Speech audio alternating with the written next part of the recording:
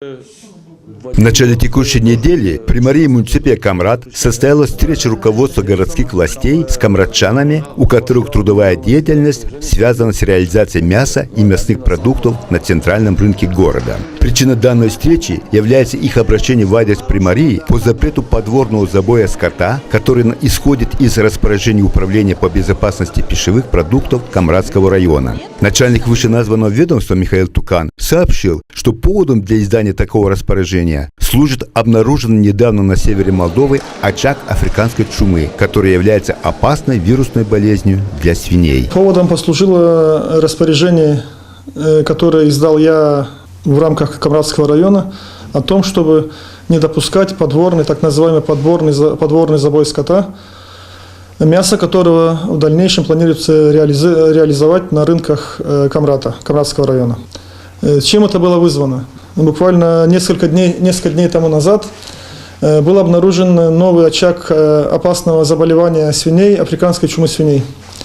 Этот очаг был зафиксирован в Сорокском районе нашей республики. Что такое африканская чума свиней? Это очень опасная, высоко заразная вирусная болезнь свиней. Возбудителем африканской чумы свиней являются вирусы. Этим объясняется то, что оно очень быстро распространяется и может поражать огромное число животных. Для человека африканская чума свиней опасности не представляет. То есть люди африканской чумой свиней не болеют.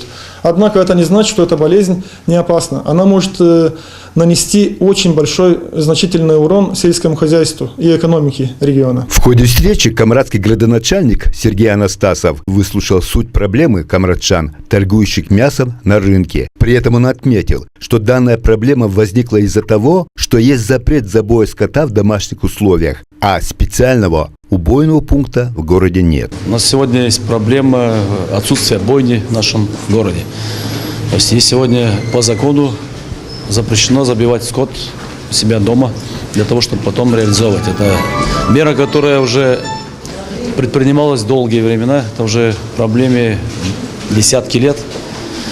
Я еще помню, после 90-х годов также обращались в том, чтобы есть скот, который забивается, как по методу разных других стран, который забивается именно в определенных местах.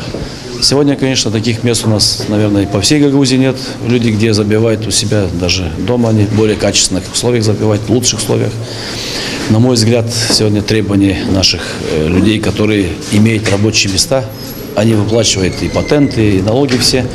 И сегодня ехать, к примеру, к ним за 30 километров, забить скот, возвращаясь назад всю дорогу, я думаю, что это мясо уже попадет некачественно на столы, на рынок. Думаю, что сегодня можно усилить контроль за этим мясом, неважно, где он забивается, дома или на специальном месте. Усилить контроль, проверить, может быть, более современную лабораторию, более современные какие-то. До тех пор, пока не будет построена современная бойня. Поэтому мы должны поддержать этих людей. О необходимости строительства в Камрате нового убойного пункта, по словам господина Тукан, говорилось еще в прошлом году. Наличие такого пункта, как он отметил, улучшит санитарно-гигиенические условия при забое скота, а также будет служить надежной защитой безопасности от вирусных болезней. Еще в октябре прошлого года я беседовал с реализаторами на рынке. Я предупредил о том, что наступит время, когда реализация будет невозможна. Я выходил с письмом к примарии, к местным органам власти. Примария выделила, мы вышли совместно с работником землеустроительной примарии. Я лично выезжал тоже по нескольким участкам, мы объехали на территории города ряд участков, на которых возможно выделить землю для размещения, для постройки убойного пункта. В примарии муниципе Камрат, как заявил Сергей Анастасов, определенная работа по вопросу строительства убойного пункта уже проводится.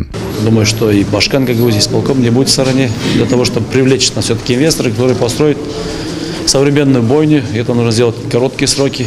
А здесь выйти с ходатайством правительства о том, чтобы дали возможность до момента построения мойки разрешить людям торговать, дополнительно, может быть, проверяя качество поставляемой продукции после забоя. Встречей, которая состоялась в примарии, торговцы мясом удовлетворены и выражают надежду, что эта проблема должна решиться, так как она важна для всех. Люди довольны встречей. но должен решиться вопрос дальше. Что нам делать? Мы сегодня вот пришли на базар, ничего не порезали, продаем то, что у нас осталось. Дальше что делать, мы не знаем. Вроде бы говорили, что в 11 часов будет совещание, вроде решим вопрос. Но никаких изменений не было, ничего. Мы хотим как бы резать дома, в домашних условиях как надо, красиво и прийти на базар, чтобы мясо было чистое. Я думаю, что дома мы делаем хорошую работу. Стараемся, чтобы было чисто, красиво. Бойня есть у нас? Куда ехать нам рубить эти свиней? Где? Пусть создают что? Где нам рубить? Ехать в Щедрулунку, что из-за одного поросенка? У меня табун лошадей здесь и нет. Поднимет этот вопрос, как быть дальше нам. Итогом данной встречи явилось принятие решения обратиться с ходатайством к руководству Гагаузии отсрочить запрет подворного забоя до конца текущего года.